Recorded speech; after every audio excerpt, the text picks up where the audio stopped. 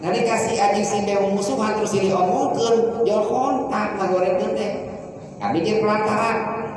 ku abdi di tapakuran nah habet anu nyambukeun anak padahal teu pernah pangi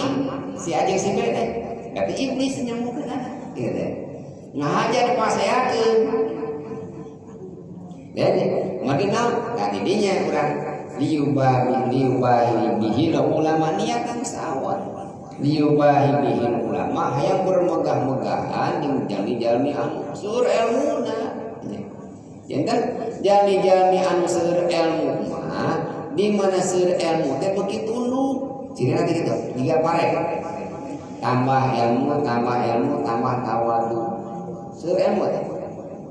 tapi lamun tambah ilmu jiganya ngajeceng terus teu tawaduna bodoh keneh beuki pinter beuki ngarasa bodoh